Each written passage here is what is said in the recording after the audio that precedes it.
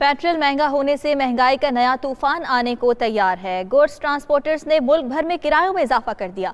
मुल्क भर में किरायों में 12 से 15% तक इजाफा। 20,000 किराया लेने वाली गाड़ी का कराची 25,000 रुपये हो गया है। कराची और कोयटा के किरायों में 15 से 20% इजाफा कर दिया गया है। आपको इस खबर से आगाह कर रहे हैं कि महंगे पेट्रोल से महंगाई का नया तूफान आने को तैयार है।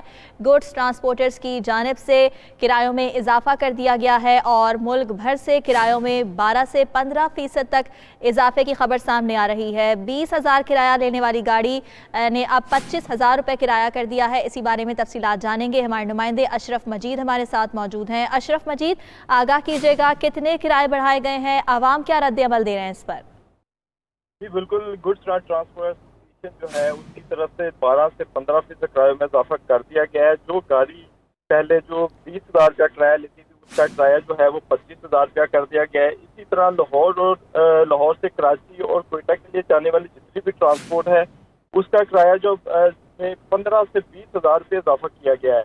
इस हवाले से हमारी बात हुई है गुड्स ट्रांसपोर्ट एसोसिएशन के जो जनरल सेक्रेटरी हैं तारिक नबील से। उनका ये कहना है कि पहले ही एक इंपोर्ट और एक्सपोर्ट बंद होने की वजह से 60% जो है वो गाड़ियां पहले ही खड़ी थी।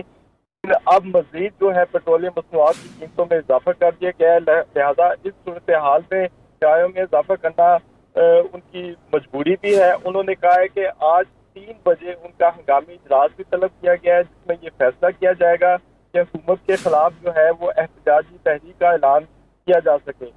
उनका कहना है कि किसी भी सूरत जो है ये किरायों में इजाफा जो है वो मंजूर नहीं है। हुकूमत को चाहिए कि फौरी तौर पर किरायों में इजाफा जो है वो पेट्रोलियम मसनूआत में जो इजाफा है वो जी, रातों रात पेट्रोलियम मसनूआत की कीमतों में इजाफा हुआ जिसके बाद अब किरायों में भी इजाफा कर दिया गया है। अशरफ मजीद, इस बारे में आगाह करने के लिए शुक्रिया आपका।